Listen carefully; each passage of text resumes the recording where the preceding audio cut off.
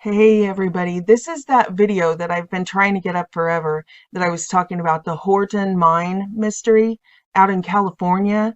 There was a hiker, an explorer. He doesn't have a paranormal channel at all. In fact, I'll put the links to both of these original videos down below in the description box. Then his channel is still up, so you can see his other content. He's just a hiker and an explorer, and he goes into these abandoned mines and caves and takes footage, and he has no paranormal slant to his work at all. He's just an explorer. But back in 2013, he went into California's Horton mine. And this mine connects into a series of other mines. It was used to transport ore. So it mainly connects, the section he went into connects into Victorine mine as well. But the tunnel system goes out all through the border states, really, through California, into Nevada, into Arizona. So this ties in to the video that we just did about the double entendre that they always use about battleground states. So anyway, out in California, he went into this Horton mine in 2013.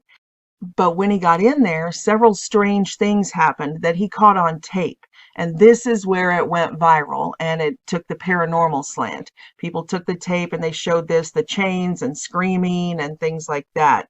So you can see, like, here's a Pinterest clip from the chains. Nobody's in there and it's moving chains. So since there was such a profound interest in this particular mine, he decided to go back and do a second video. Here's a picture of one of the entrances. This is the entrance that he went in there in California. So when he went back this time, he went even deeper, all the way to where the other entrances were blocked off. You can see the rocks stacked, they're sort of blocked off, but there's water coming in from somewhere. And so he goes back almost as far as you can in this cave during the second video. And then suddenly, this is when the second quote unquote paranormal encounter happens with the voices and all of that. So the whole mine exploration videos are probably 20-30 minutes worth. I'm just going to pop in a few like 60-second clips right here to start this off. We'll get more into it in a little bit. Okay, here's a lower adit at the Victorine mine. I believe this was an older mine that once they dug the upper tunnels, this got incorporated into the same claim or whatever. I forget what this was called, this particular mine entrance here, but this one's got a little bit of water in it coming out of it. Okay, we can go in here and just take a quick look. I don't think I'm going to explore this particular mine. There's a little bit too much water in here, and I do see other footprints here in the mud, but I just don't think it's wise to go in here when there's water. Try to avoid this if I can. Creepiest mine tunnels I've ever been in, just because of how dilapidated it is and all these chains hanging down from the overhead, and there's a shot looking down the tunnel even further. But here's a shot looking back towards the entrance. I'm a little bit further in, and looking down the tunnel here.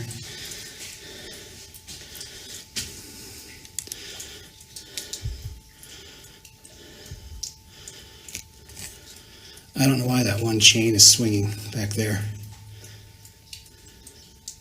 Don't know if you can see that in the video or not. Yeah, this mine definitely has a very spooky vibe to it.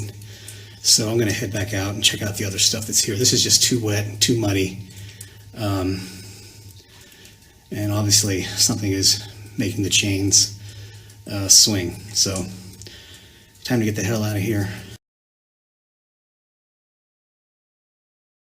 And the Horton mine is over here to the right. And that's where I'm headed. And just a real quick shot here, looking around at the canyon. Pretty spectacular scenery up here. Let's go check this out, see if it's any drier than it was a year ago when I was last here. Okay, we're getting deeper. Here is some kind of backfilled area on the other side of the tunnel. More ventilation tubing. And there's a lot of water up here coming in from somewhere. Well, I believe I've reached the end of the tunnel. I thought it was going to be a lot longer than this. Okay, here's a final parting shot of the end of the Horton tunnel. And there's the ore pass. with all the cascading water. And what the fuck is that?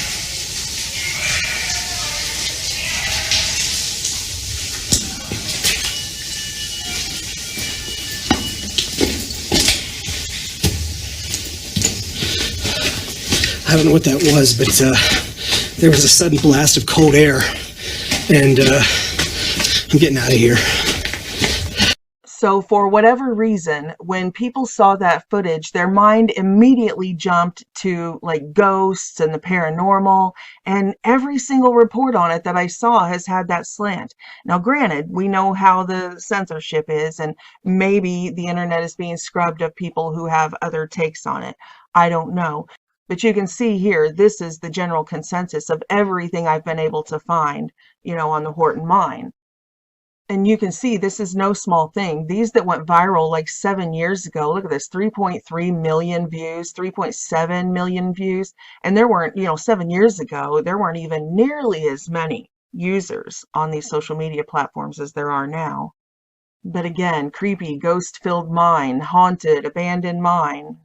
On and on, every single one has the same exact slant. This one's interesting, that then 2 years ago, this guy went to do a follow-up and found, he said, I'm very disappointed to say that the famous Horton mine has been fenced off. So keep that in mind. That's extremely interesting when we get to what I think we're hearing on those tapes. It is clear that the mainstream bogarted the clip after this guy was relatively unheard of back then, but after this went viral, then the Science Channel stepped in and grabbed the footage and put it on one of their specials, Strange Evidence, Season 4, Episode 4. So, of course, that helped concrete people's mindsets to where it had been presented to them in this one fashion the entire time. And the mainstream drove that home, saying, this is what you're looking at. Or if you're going to question the things you see around you in reality, then make sure you're questioning them this way. Ooh, haunting, ghosts, that sort of thing. Likewise, in the Vietnam War, I'm sure most of you remember hearing all about the tunnel rats. These, ooh, what a job. These brave soldiers, that's what they did. They had to crawl down because the entryways into this underground cavern system where the communist military was stationed underneath their feet, the entryways, a lot of them were like barely big enough to squeeze through, like 2 feet wide. But once you got down in there, so like here, the access holes were breathtakingly small, some measuring 2 feet wide by 3 feet deep. They led to tunnels connected by hidden trap doors that zigzagged up, sideways, and down. These tunnels led to a labyrinth of caverns and caves that spread across up to 4 levels for 200 miles, stretching all the way to the Cambodian border. Again, so common to see the communists or the Nazis, crossing the border and building camps, stationing military underground. Let's look at a couple pictures from the Vietnam War to show you, exactly what we're talking about here. So here's an Australian soldier finding one of the trap doors that was, you can see how small that is to squeeze through there just to get into the entrance and then, go down. They weren't all this small, but they had a lot of trap doors. And we'll talk more about this with the missing 411 cases here when we get into this, because it's ludicrous for us to believe that nobody's ever thought of anything like this, that there couldn't be things like this in the national forest or in these cavern systems or anything like that, because throughout world history, we've seen that that's what they always do. So, yeah, this plays into the missing 411 cases, especially when we translate. I'll show you the translation of what those voices, those haunting voices and whispers in the cave were actually saying here in a minute. Here's an American soldier who found another entrance into it. This is Sergeant Ronald Payne of Atlanta, Georgia, here in Vietnam. Now here's a picture once you squeeze through the entryway into the next size cave. So this would be the type of thing that they would have to go through and explore. And then these are the ones that led into the main cavern system that stretched for 200 miles, that was filled with communist troops right under their feet. So they could pop up at any time. They couldn't just have guys on guard, snipers watching the jungles. They couldn't just be watching the air with radar, because these guys would come out of nowhere, popping up in the woods and then disappear into nowhere. And when they tried to go follow them into these caves, they used biological warfare. They had bats and rats infected with the bubonic plague that they would put in boxes and set with tripwires. Here's one. They had boxes of scorpions with a tripwire that would open the box when the guys came through. All of that. So again, any of this sounding familiar?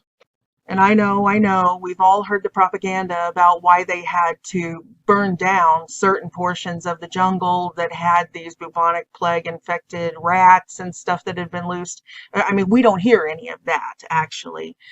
What we hear is what the mainstream media, pretty much what they're teaching us now, that we should hate America, the communists in Vietnam were all the nicest people, and our American soldiers were all just terrible, horrible people. Oh, wait, who were the young soldiers who came back during the Vietnam War telling all those stories?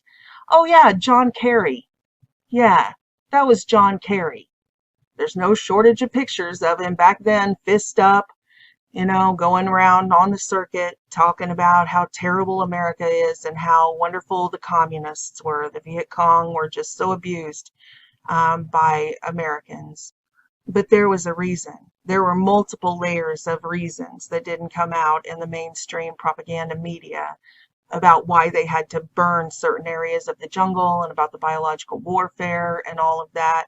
I mean, it's similar to what the Bible says at the end of the age, that the earth will have to be cleansed by fire, that they've released so much stuff that we've just learned to live with. We're like, oh yeah, there's like billions around, like we think it's part of nature, and it's not. And there will be a cleansing time that everything will be restored. So I'm not saying that the Great Tribulation is going to be pretty, but it is all in God's mercy in the end. And yes, the things that happened in Vietnam, even though we weren't told every single reason why everything was done, it certainly is not the narrative that these people that we still see visiting Antarctica and spinning this anti-American narrative still today. It's not what they told us. It's certainly no coincidence that they're involved in every single one of these battlegrounds, and that, in my opinion, the truth is not what they have told us. And likewise, even though it's been on the Science Channel, this Horton mine mystery, talking about, ooh, what is that? What are those voices and all of that? Even though they have, made this very concrete in the minds of the masses that if it's anything, it must be something paranormal and ghostly. I disagree. I think it's something much more obvious than that. Well, obvious to a mind that isn't brainwashed, really. Because these underground activities didn't just stop in World War II or in the Vietnam War, like somebody just flipped a switch and are like, oh, humans would never think of that ever again. No, of course not. They're going on even today. And it's not just the Horton mine. This type of thing is recorded in abandoned mines and cavern systems all around the world. And people always jump to the conclusion that it's ghosts. So yeah, here's one with whispers where you can hear, and everybody knows caves, caverns echo. So what they're hearing are whispers, and somebody is saying, he can hear us, turn the lights out. Again, that to me sounds way more like what we've seen throughout all of history, and that there's some sort of underground facility off of one of these chutes, and it has electricity if they're saying turn the lights out because they don't want the explorer to detect them. Well, I mean, of course, it doesn't have to mean electricity, but you get the point that it could be humans. It seems like it could be flashlights or them have some sort of candlelight, or I don't know. But the point is, the first thing that would occur to me would be humans. And why, if there are humans trafficking through these tunnels, would they be hiding from you? If they were just other explorers or something, why would they be like, oh no, he hears us, turn the lights out? I mean, that more sounds like somebody who's smuggling something to me. Likewise, there were several things in the Horton mine footage that jumped out at me that, of course, my first thought was, it's humans. Like he says when he first enters, oh, look, there's muddy footprints. There's footprints. He's like, he wasn't going to go in, but he's like, well, humans have been walking through here because there's muddy footprints. So he goes in a little bit. Then he gets in there, and you can see on all of these chains, there are these brand new white ropes tied on the chains. See them tied on the chains? And they're brand new and white. I mean, those aren't from the old mines. In fact, when he goes back a year later, most of them are removed, but some of them you'll see in the footage as he goes back are really dirty by then, even a year later. But these, in his initial entrance, were brand new and white. And it's creepy because they're not just up at the tops up here. You look at these down here at the bottom. Some of these are tied like, you know, a foot or two off the ground. So no, my mind wouldn't jump to ghosts as leaving footprints in the mud and bringing in, you know, new bundles of twine to secure something to these overhead chains. And likewise, you heard, if you watch the footage, he stood at the mouth of the cave talking about, I'm not going to go in there. I don't know, it's too wet. It doesn't look safe. You know, hum-hawing around for a while before he went in. But then he finally goes in, he gets back there and sees one of the chains still swinging. Now, why would you think ghost? I would think, what was tied to that chain? You know, who just got the heck out of there? And where did they go?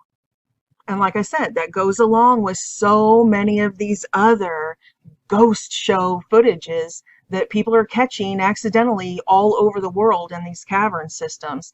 They're not just random words or, you know, like, oh, it sounds like the old miners. Oh, and I can hear a mule pulling a cart. No, that's not what they hear. These people are saying sentences like, hey, we're about to get caught. Turn the lights out.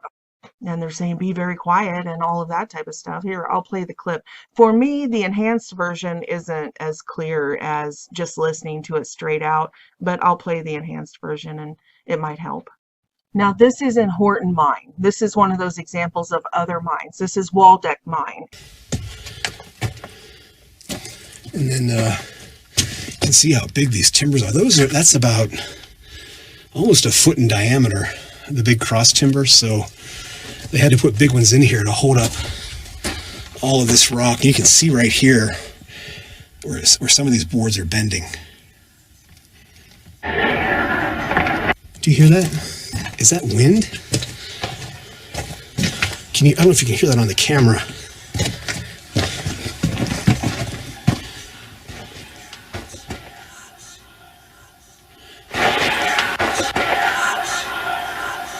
Do you hear that? It stopped. I don't know what that is. That doesn't sound like wind, but that's crazy. Don't know if that's a bird or I don't know what that is. It almost sounds like snakes, but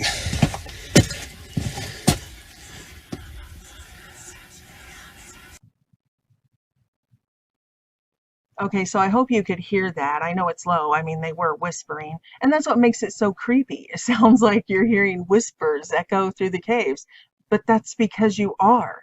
Somebody in there was in there doing something that they didn't want to get caught doing, and they were hiding and whispering, you know, oh, can he hear us? Okay, you know. But I hope you could hear it. Maybe I should have chosen another. I mean, there's a limitless amount of these. It's just like in the missing 411 with hikers going missing. There are so many cases. You know, he's written how many books they're all like 3 inches thick. It's the same way with these caves. If you really want to look into this subject, there's just a limitless amount of this found in these abandoned tunnel systems, caverns, mines, things like that all join together with other tunnel systems. So I could have made the whole video just a montage of one after the other, after the other, after the other of these ghost clips and, you know, put them in this context and see if it doesn't make sense in a different light.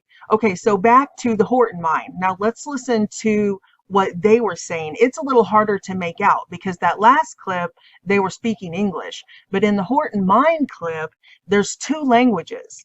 The first person, when the sirens go off, as if somebody escaped, the first person is speaking in a foreign language. And then the guy who answers back, he's cursing in English and he's like, "Who are you?" And then they answer back.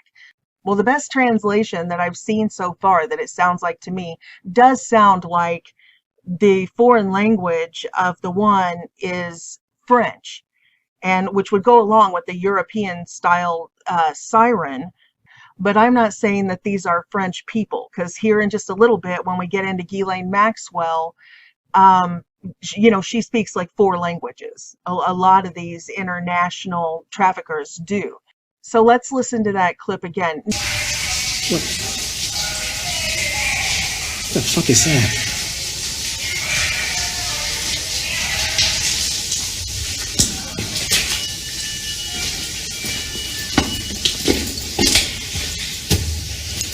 So you'll have to be the judge. It's not perfect, but this is interesting. So the woman's voice says out over the intercom, and I'm not saying this is Ghislaine Maxwell, I'm just saying that these people speak multiple languages, but over the intercom, the woman's voice says, "Why pass?" in French. She says, "Why did you pass the line? Why pass? Are you prepared to die?" And then the American guy, or the English speaking guy, curses and then says, "Who are you?" And then she says, "You went too far forward, near us, now go." And the siren is going off. Now, to me, again, as far as clues go, the siren is telling, because different nations, different cultures do have their own style of sirens, and our American sirens are different from European sirens. This is a European siren. Like, here's a typical French police siren. But here's a typical US police siren. So that's interesting. You would think if this was something American built, that you would have an American styled siren. But this one reminds me of the type of sirens that they use in prisons and mental hospitals and things like that over in Europe. Let me see if I can find a clip of that. Yeah, here's Broadmoor's escape siren.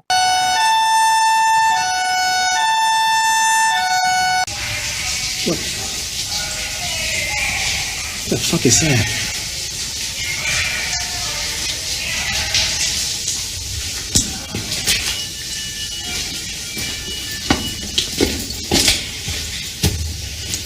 Now, obviously, the reason why I think this is so important, and this is an important video to do, is because writing all of this stuff off as ghosts, even though I absolutely believe in the spiritual realms, the other dimensions, you guys know that, but writing all of this stuff off as, oh, it's ghosts, whispers, and it's paranormal, and it's all of this. I mean, think about what we're doing here. When you have people underground in America, witnesses are literally hearing people speaking in foreign languages. They're hearing the sirens and the alarm systems they have in these underground prisons. They're actually witnessing this. They're hearing gunshots underground. They're hearing all of this. And we're writing it off as mysteries. These are mystery booms being heard everywhere. Oh, these mysterious whispers and ghosts. And it's like, what? Our military needs to be checking this stuff out. This is dire.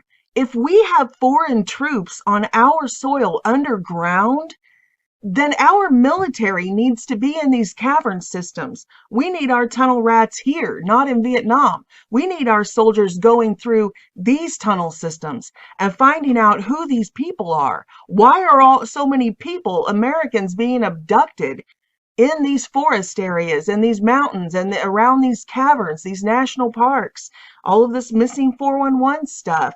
And then we see this. In fact, here's another interesting case. I do believe this was in the Missing 411 books, but I'm going to grab a clip here from the Missing Enigma channel. because he did a really nice presentation of this with drawings and everything. So I'll put his link down below, and then he has links, different sources, the Mount Shasta News and stuff. But this is about a 3.5-year-old boy that was missing, that came up missing. And thank God he was one of the little ones who were recovered. So he was recovered. But after they found him, he told his family, and he reported that a woman had taken him out into a cave inside of Mount Shasta. And he saw in there lots of stuff that was people's stuff was in there, just past the entrance. Like before you get in deep, there was like a staging area where I guess they stripped people down of their belongings, because there were backpacks there were guns in there were people's purses in there, he said, and they were like old piles covered in cobwebs and stuff. So that's interesting, because, you know, David Paulides, he also did Missing 411 books on missing hunters, you know, so that's interesting that then there's their hunting weapons and stuff are in there, and backpacks from hikers, that this little 3.5-year-old child, who obviously has not read Dave's giant series of books, that he reports seeing this area where all of that stuff was at. Appeared out of nowhere, grabbed him, and took him to a creepy place. He further described that he was taken to a cave, and there were old guns, purses, and bags, covered in cobwebs and spiders and dirt. It seemed as if they had been there for a long time. This is serious, and I cannot imagine that our intelligence agencies and our, you know, top generals and all of that haven't thought of that. Seeing that during World War II and the Vietnam War and all this, that we fought the communists and the Nazis underground before. I mean, this isn't conspiracy theory. We know that Birkenstall, the underground factory, a work camp, a concentration camp underground where they had prisoners working, building these ammunitions, these bombs and everything underground. This is common knowledge. So you can't tell me that our greatest military strategic minds, you know, in all of our intelligence agencies and the Pentagon and everything, haven't considered that if we're hearing underground voices that are speaking foreign languages in our cavern systems, in these same exact places that, as David Paulides says, that we have these clusters of missing people all around these mountain ranges, all around these places, people are just going missing. When we know throughout history that they had prison camps, work camps underground, the enemy did. So it's mind-boggling. But in my humble opinion, I think, of course, they know. And I don't think they're all bad guys. When the bad guys are in charge, it's completely covered up. They go around covering up. It's what the men in black do. The black hats, it's what they do. They go around covering it all up, covering their tracks. But there are people fighting. And I know there are a lot of cynical people who do not want to believe there are any good guys, because there is rampant corruption. But let's look back to the past with J. Edgar Hoover. He denied, because they had the dirt on him. And I'll play clips of that later. I've played them before, but some of you may not have seen it. So I'll put a couple clips from a documentary here in a little bit when I close this out. But J. Edgar Hoover denied, he refused to investigate the mafia. He said the mafia did not exist under the JFK administration, right? And of course, JFK and Bobby Kennedy were trying to fight the mafia and expose the mafia. So despite the fact that J. Edgar Hoover wouldn't even admit that a crime syndicate existed, especially one that was nationwide or worldwide, in the end, he wasn't able to stop the exposure. The FBI, Hoover's FBI, wouldn't do anything to prosecute any of these mafia guys. But local law enforcement opened their own investigation and started working with other agencies behind the FBI's back. And then all of a sudden, out of nowhere, there was this giant raid in upstate New York. There was a giant raid, and the heads of all 5 mafia families were there meeting. Novell, who had worked for the White House in the early 1960s, became involved in a complicated legal action which the White House wanted him to pursue, but which Hoover wanted dropped. So I went to the White House, and the White House sent me to Mr. Angleton, Director of Counterintelligence, CIA. We met in a restaurant, and I told him my problem, and he says, I know what your problem is. He said, you need to tell Mr. Hoover that you've met with me, and that you're not going to dismiss the lawsuit, and that you've seen this. At which point he opened up his briefcase and pulled out a couple of photographs of Mr. Hoover in flagrante delicto, I guess is one way to describe it. Then in 1957, mafia chieftains from all over the United States gathered in the small town of Appalachian, New York, to meet at the home of Joseph Barbara. When local police raided this gangland conference and arrested the delegates, it caused a sensation. It also removed Hoover's excuse for inaction. The discovery of the meeting at Appalachian, New York was a big rise in public interest and government interest in what were these 100 people doing in this rural location in New York State. In Chicago, FBI Special Agent William Romer achieved an extraordinary breakthrough. In 1959, in Chicago, we had placed the microphone into the general headquarters of the Chicago mob on the Magnificent Mile. And Sam Giancana, who was the boss of the Chicago mob at that time, had just come back from a commission meeting in the East, and he laid out exactly who the members of the commission were all across the country. And we, at that time, determined that there was such a thing as what they themselves called the National Commission, which was the ruling body of organized crime. And it was a very, very important breakthrough for us. So it does happen. But, you know, this is World War. It didn't go down without a hitch. You know, both of these two men were assassinated. Both JFK and Bobby, his attorney general, were assassinated. So, you know, it's war. This is the way it goes. But the mafia was exposed, and we're still battling corruption in our, you know, intelligence agencies and FBI and everything today. And they're refusing the most outright blatant investigations. They're refusing to do anything. But that doesn't mean nothing's happening. There are white hats behind the scenes in different agencies, in local agencies. And you know how I know that? Because the body of Christ is still here. And God is still on the throne. So you either believe that God is the Most High God, or you don't believe He's God at all. And as for me and my family, we believe that He's the Most High God. And we believe He's still on the throne. And His people are still here. And you better believe that no matter how smart the Illuminati, the cabal, the, you know, International Crime Syndicate, whatever you want to call them, the evil empire, Mystery Babylon, no matter how smart they are, they're not smarter than God. That's their pride. They think they are, but they are not. If they can think to infiltrate every agency, you can bet your bottom dollar that God thought of it long before they did. And I've been talking about this for years. These videos here are from back in 2017, the mystery booms being recorded across the country and across the world. And, you know, I put the news reports and everything in there that clearly there's a war going on under our feet. We can hear it. We can feel the ground shake. This is happening. You would hear it in the house. Sometimes it shakes the house. Mysterious explosions rocking an East Independence neighborhood, and no one seems to know what's causing it. 41 Action News reporter Brian Abel has the story you will not see anywhere else. It's just like, boom, I'm jumping. Well, there's small ones and there's big ones. Well, it feels like my whole house is just shaking. It feels like a bomb is actually going off in my backyard.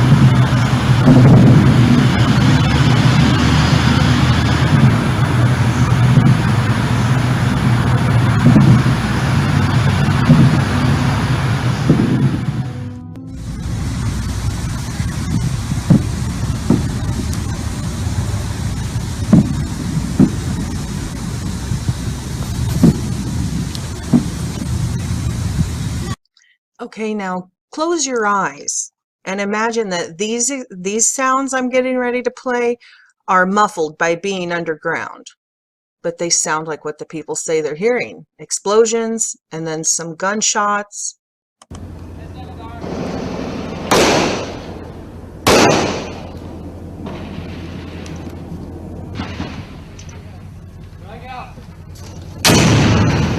You see where I'm going with this? Just imagine that that's muffled and underground. But some experts are just baffled about what it could be. I'm calling because we're hearing continuous, sounds like explosions. We're hearing loud explosions. My house is shaking. The horses are freaking out. Does anybody know what's going on? It sounded like thunder, but like I said, you could feel the ground shake, and it was nothing like an earthquake. You know, we felt earthquakes before, and it's nothing like that. You definitely knew it wasn't a firework going off, because I've never heard anything like it. Like, very disturbing. And David and Ann, interestingly, there have been reports of a similar boom from across the United States as far as Arizona. We obviously dispatch cars. I believe EFD dispatched some fire people. I'm sure EPD dispatched people to the area. At the end of the day, we've not been able to find anything. Crews scoured the area, but didn't find anything.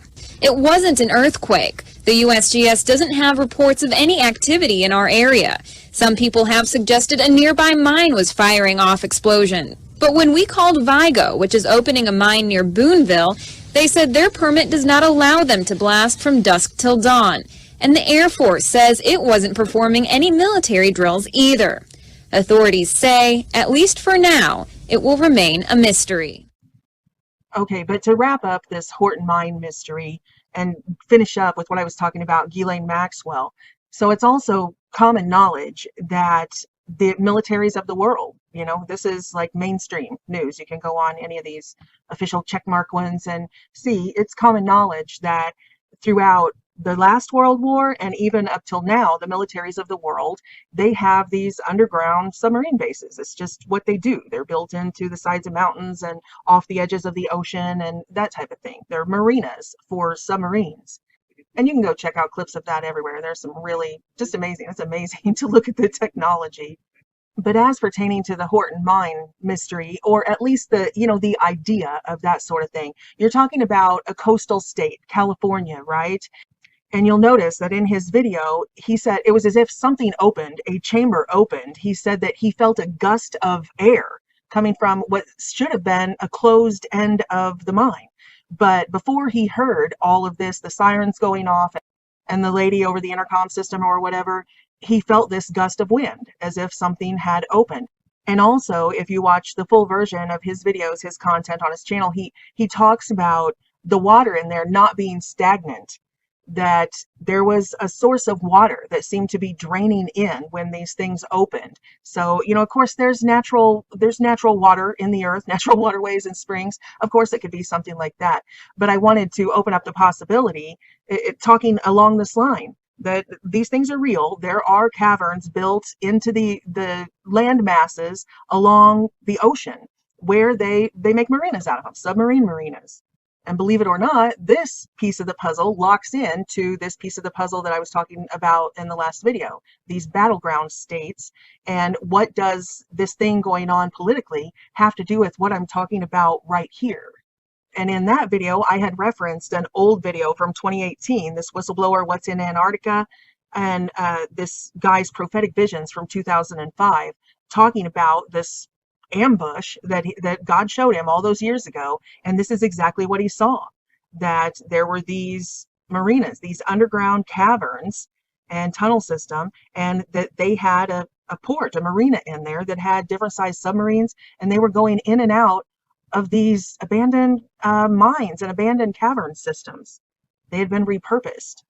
Enter the Ghislaine Maxwell and Epstein connection, because she not only had her airplane license, she wasn't just an airplane pilot, she was also a submarine pilot. And that's probably not the right word, pilot for submarine, what, a captain? I don't know. She was licensed for both. She can fly planes and she can sail or drive submarines. And she was the face of this whole foundation, you know, the Terramar project, where she talks about diving since she was 9 years old and all of this. But anyway, yeah, she has tons of talks out there publicly about these small submarines, these small submersible crafts that are, able to go in and out of everywhere. So we had been talking about the different pathways in that last video that they found German U-boats could get through from the ocean into the Great Lakes, even, right up here above me, above Chicago, this Michigan area, right? The double entendre battleground states. Most people would consider those lakes. They're landlocked, but they aren't. But we're not even talking about, military-sized submarines anymore. There are these luxury submarines now that, like Elaine was talking about, small private submersible yachts, they call them. And we've probably all seen this diagram of Epstein Island. I can't obviously vet any of this. There was a raid there. I'm not privy to any of that information. The only part that I would say for sure, I think, would make sense, since it is an island, and Epstein's private pilot is also licensed for submarines and has this whole Terramar project. I think it's safe to say that, yeah, there is a submarine bay over here, which leads us back to why it's so important about this current regime. But we'll close with that little clip here in just a second. Right now, I'll show you this clip of Ghislaine Maxwell in her own words, verifying what I just said about the submarines and the languages and all of that. Is founder and president of the Terramar Project, a nonprofit whose mission is to create a global ocean community to protect and promote sustainable development of the ocean. Ghislaine is easily one of the smartest, most fascinating people I've ever met. This is proven by the fact that she holds a bachelor's and master's degree from Oxford University, is a private helicopter pilot, a trained EMT, a qualified ROV, which I had to look up what that was, and a deep worker submarine pilot, in addition to being fluent in 4 languages. This is what I had written down before I realized that she spoke at the UN 9 times since the last time I saw her. So with that, I'd like to welcome Ghislaine Maxwell. Good afternoon. I noticed that my speech today was leveraging technology to create a global ocean community. I'm going to change that on you, and I'm going to leverage technology to create a new country. I just want to go back briefly to talk to you about why I got involved in the ocean, and because I think it's important to have history. So I started diving when I was 9, having become passionate about the ocean, watching Jacques Cousteau on TV. And it led to a lifelong exploration around the ocean that ultimately ended with me becoming a deep worker submersible pilot. Which makes it especially curious that these islands, this Caribbean island, which was an ex-military base created to guard the submarine base there in the U.S. Virgin Islands, that Joe Biden's brother, James Biden, do you guys remember? This is Politico. This is mainstream. It's Politico article. That scandal back in 2010, right after Obama got in office, that they were giving kickbacks. I'll put the link to this Politico article so you can go back and refresh your mind on the whole story if you're interested. But right now, I just want to talk about the submarines and these underground military bases. So yeah, Joe Biden's brother goes to this military base on Water Island and buys this plot of land. You can see it's not on the coast, and he never developed it. He didn't build a house there. He didn't do anything. All he did was an easement, and then he sold it off as if there were 3 somethings there to sell, and there's nothing to see there. So I don't know. Although Joe Biden and his family used to go there like every year to vacation. So anyway, they own this property that there's nothing on the surface, but this parcel right here that he sold to this guy named Green, he was a lobbyist. That's why this is a Politico article, because although there's nothing here, he sold this little piece on the edge of this nothing property to somebody else for almost the whole amount that he bought the property for. So he basically got his property here paid for. And the reason why it was a political story at the time was because the Biden-Obama administration had given a FEMA contract for $5.8 million to this lobbyist's company, Lafayette Group. And then this same guy, Green, the same lobbyist, 3 days later, kicked back to Biden's brother. Of course, they say it's not a kickback, but what he did was that Biden's brother had paid $150,000 for this property. So for this little sliver on the edge, Green gave Biden back $133,000 after he got the contract. But we know how all that kickback stuff goes and the Hunter Biden laptop and all this stuff. But I'm not trying to prove or disprove any of that right here. I just want to talk about these underground military infrastructure, these abandoned mines and abandoned tunnels and stuff. So yeah, the Bidens buy this property right here on Water Island. And you can go over and check out Water Island. Here's the fort. You can go down here, 2.2. It was built as part of the United States defense strategies during World War II on Water Island. anti-motor, torpedo boat, batteries, blah, blah, blah, barracks, watchtowers, ammunitions, bunkers, infrastructures with docks. Some of the tunnels and underground rooms which were created during World War II building efforts are still visible, and some of those are even open for tours. So this Water Island military infrastructure was created as an underground fort, and its purpose was to protect the submarine base on St. Thomas.